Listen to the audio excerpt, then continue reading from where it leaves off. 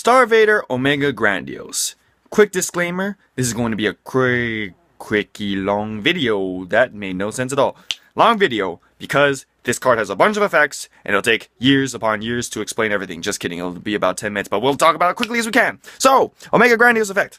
That's strictly top from the bottom to the top. Top to bottom, whatever. Okay. Okay. I can't do anything. Ultimate break. 5 damage. If you have 5 rearguard opponent locked units, you win the game. You win the game. Firstly, I would like to say that alternate win condition. Alternate win condition. Alternate win condition.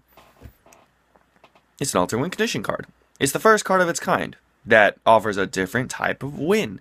Every card up until this point involves winning by doing 6 damage. But this is the first card that has a different way of winning, which makes it unique and will be extremely hard to explain due to its extreme uniqueness. So I'm sorry if it's a very weird video, because Grandios is a weird card because of this alternate win condition.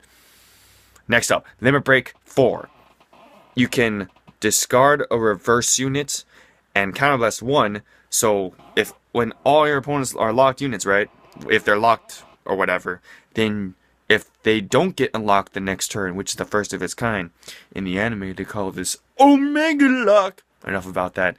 Anyways, so if you have a reverse unit, anyways, if your opponent has if your opponent has locked units, so for example, if you broke over with Infinite Zero Dragon, then those 2 units will stay forever locked until the following turn.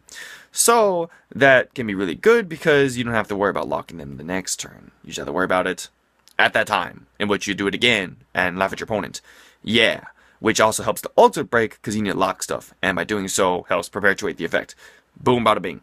Next up is the third effect. When you call a reverse unit, you can lock an opponent's unit. This effect cannot be activated for this turn. Now, what's going on here? You're running reverse units? There's no reverse units in Link Joker, though. What does this be? You have to use the reverse unit to activate the limit break, and you have to use the reverse unit to activate the lock effect? What's going on here? Bushiro, what are you doing? Fourth effect. If you have a reverse unit, it becomes a Link Joker, plus 4,000. Solves all your problems. If you guys think this was a crazy video, then you thought wrong, because all your reverse units becomes Link Joker when they're on the field. So it doesn't matter if they're lords, because they'll be the same clan. Makes it easy and simple, because you can just be like, oh, look, I have reverse unit, I'm going to just perpetuate your lock. Oh, I have a reverse unit, I'm just going to lock one of your cards. That'll help my ultimate break and kill you. Oh no, they're lord, that's okay, because they're Link Joker units. Yeah, this card is weird because it taps into every other clan in a very weird way. Yeah. Let's talk about another card, shall we? Star-vader Warline Dragon. It is the starting Vanguard of this card. Now, before we talk about this card, let's talk about Grandios a little bit more, because I completely forgot to mention this. But isn't it weird that you have to run reverse units and Grandios and potentially Infinite Zero Dragon at the same time? Is that not weird? Because that means you have to run like 5 times 4, 20 grade 3s maximum, kinda, if you want to pull off the effect consistently. So how is that going to work? Well, Warline Dragon's effect is when he's activated either on the Vanguard circle or in the soul, which makes it super broken. Then you can discard a reverse unit that you might have a surplus of. You can look at the top 5 cards of your deck, and if any of them is a Link Joker unit, it goes to your hand. And this activates in the beginning of the ride phase, so this helps with the grade lock issue. Because you're running 20 grade 3s, then there better be a countermeasure to that. Right, Bushiroad? Thank you. So, thanks to Warline Dragon, you can actually run Grandios and attempt to activate his effect, because you can recycle, not cycle, but you can discard reverse units from your hand in order to draw the necessary ride pieces. That's all Warline Dragon is really good for, is to get those pieces. And then, when you're at Grandios, you just poop on them. Easy. Easy mode activate. Yeah, blah, blah, blah, blah, blah. Simple, but effective. So, continuing on, we're going to talk about talk about Grandios a little bit. So, Warline Dragon kind of fixes the ride to an extent. But what about Grandios? He's 11,000, right? Then how is he going to, like, do stuff? You know, because he's, you know, this guy that needs grade 3s on the field. Because assuming that you're playing Grandios, that means you're going to call it grade 3 in the front row, and then you're going to call it grade 3 in your back row. Because you kind of want that to happen, right? Am I wrong? If I'm wrong, then tell me, because I don't know how to play Vanguard. But there's like a lot of weird circumstances going on, because you have to actually call grade 3s to your rear guard circle constantly in order to activate the lock fight over and over and over and over and over and over and over again, instead of running conventional means like the basic stuff like Dust Tail Unicorn, the Mobius Breath Dang Dragon, I can't remember the name, stuff like that. But because that Omega Grandios is a Star-vader unit, you can actually still run those. But you're going to have to find a very quirky balance between them, because you have to run Omega Grandios, reverse units, and grade 2, grade 1s, and then triggers. How you're going to have to like somehow find like a super amazing balance to make everything good. But when you do, it's going to be really amazing. Now, I talked to a lot of people about this card, because everyone's all like, this is the first card that has an alternate win condition, oh my god! So there's a lot of different opinions, and I caught across one, which was the fact that the opponent can just not play the 5th rear guard. Well, that is also really bad for the person who is actually facing Grandios, because if they're not playing the 5th rear guard, that means they're down 1 card to begin with, and that's already might as well be a lock, and then the Grandios can just waddle them to death, because that's one less thing they have in general. I mean, you don't really have to, because you're just going to perpetuate the front row anyway. But I'm just saying that if you were to do it beforehand, that means you're never going to play a rear guard in the front row to begin with, which means that you were never going to do so in the first place, which is kind of weird, but I mean, it makes sense. But I'm just saying that it doesn't really make a difference, because it's just, you know, whatever, right? I mean, you're going to avoid the alternate win condition, but you're still going to take 15, 11, 15 every turn. If you're not a cross ride, it's going to be a lot harder, especially if they have a booster. I mean, could you imagine 7 plus 11, 18, 15, 15? Even if you're cross ride, you can't run away from that. That is not fun. Woo!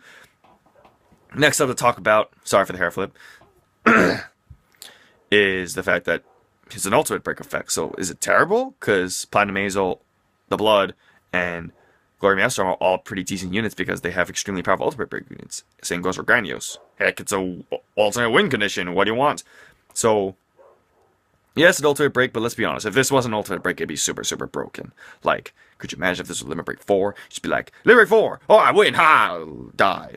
And they made this on purpose to give the opponent more pressure, and hey, it's a funny card. It makes sense. Because the deck is not really about trying to kill the opponent. It's trying to kill the opponent through that particular effect. So, yeah. And you don't really need to worry about anything, really, because you just lock their front row, and then they can't do anything. And then you can lock the booster behind the Vanguard, and then they can't do anything after that. So, it's a very powerful card in general, just because it can counterplay so many things. It's crazy. You can just lock everything, and it doesn't matter. And it's free, too. And you can just run Star-vader stuff that involves more locking. So, this card in general is extremely powerful, and I feel like it should not be underestimated. If you guys think it's bad, it's not, because you can just run Worldline, and there's a lot of things to fix everything in the deck.